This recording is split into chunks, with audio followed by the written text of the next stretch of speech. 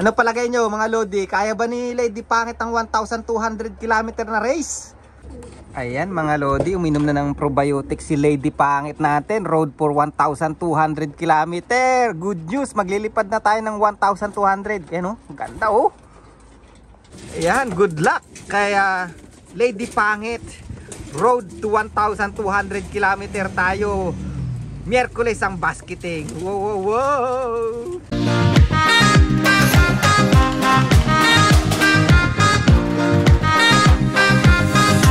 Yo people, how are you guys doing? Kamusta kayo mga kalapatids? Nakita nyo na naman yung pagmumukha ko. So for today's video mga Lodi, it's a good news because we gonna race a 1,200 km race. Because the basketing area, it's gonna be on our club room. Yan, kasi na-move. Yan mga Lodi, naka-receive tayo ng email. Kagigising ko lang mga Lodi, exactly kagigising ko. Nagpakain na ako ng mga ibon kanina, but na-receive ko na it's gonna be on Wednesday, the basketing.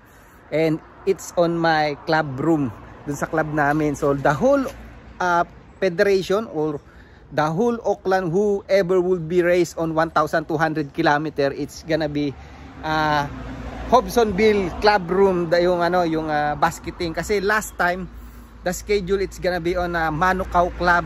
So it's gonna be far on my place, so malayo mga Lodi, napaka-traffic, and then I'm looking after my kids, so yun ang problema ko. So mahirap para sa akin mag-race or mag-basket papunta dun sa Manukau. It's like siguro pagka weekdays at yung oras ng basketing dapat na last schedule is on Manukau, siguro mga 1 hour mahigit papunta pa lang, and then pabalik pa, tapos may alaga akong bata.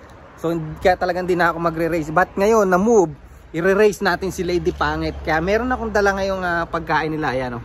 So more on sa flower tayo kasi nung nakaraan. Bala ko talaga hindi na ako mag-race. But meron pa tayong Monday, Tuesday, Wednesday para sa borgahan natin siya ng sa flower ng maraming pots mga Lodi. Pero nagpatuka na ako kanina. Ayan, buti na lang hindi ko siya masyadong binusog. At hiniwalay ko na nga. And magbibigay tayo ng probiotics ngayon. So, yun. Magre-race tayo. Go for the goal mga Lodi. 1,200 km. Whatever happen, Lady Pangit, sana makauwi. Alright? Ayan mga Lodi, uminom na ng probiotics si Lady Pangit natin. Road for 1,200 km. Good news, maglilipad na tayo ng 1,200. Ayan o, ganda o. Ayan si Lady Pangit natin mga Lodi oh. Pinakain ko uli siya.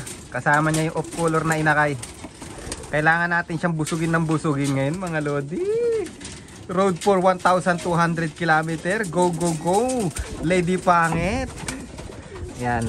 Buti na lang nagpurga ako na itong nakaraang araw mga Lodi. And then ngayon puro probiotics na ibibigay ko sa kanya.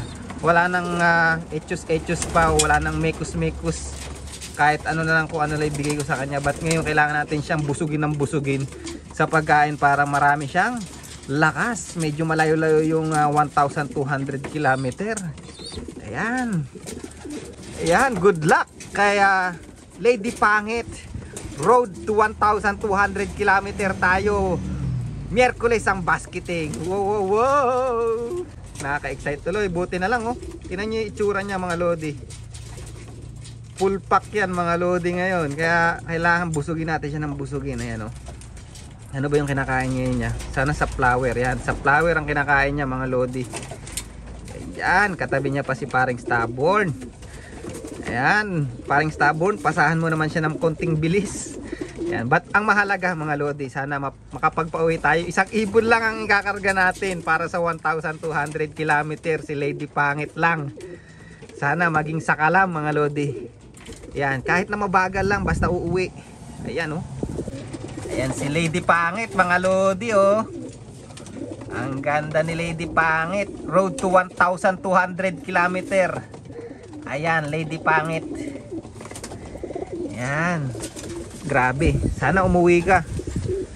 Ayan oh. Mukhang solid naman yung katawan niya ngayon. Ayan oh. Alright. So pahinga na nga sana talaga tayo mga Lodi.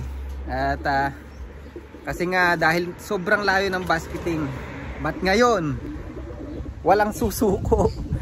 Tatapusin natin yung race hanggang 1,200 km. Ikakarga natin si Lady Pangit. Yan.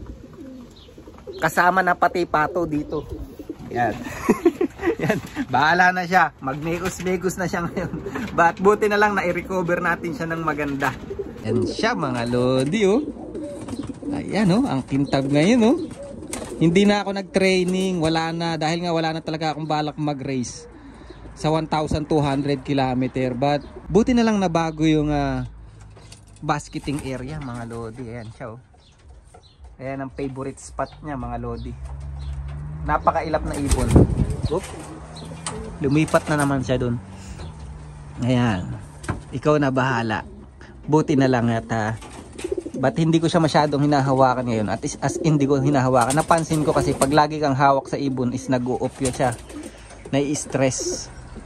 Ayan. So dyan ko na lang siya ilalagay ngayon. Doon ka doon. Nagdipat ka na doon. Ayan.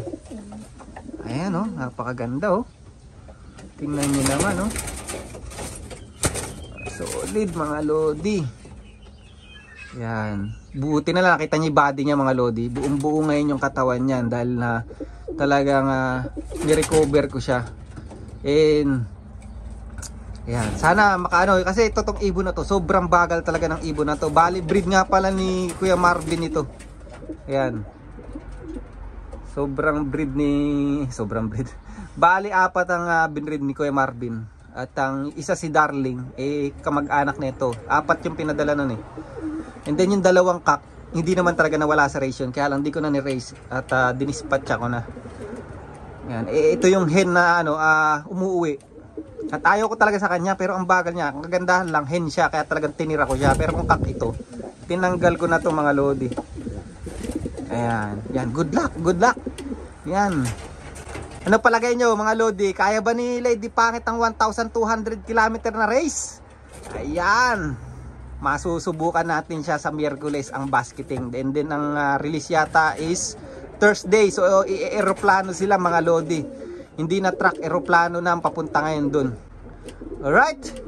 So yun lang ang update natin mga lodi. At medyo na-excite lang ako. Nagkaroon tayo ng lakas kasi makakapag-race tayo ng 1,200 km. Isang ibon lang. At sana makauwi mga lodi. Alright, all good mga lodi. Abangan nyo na lang ang ating race sa 1,200 km.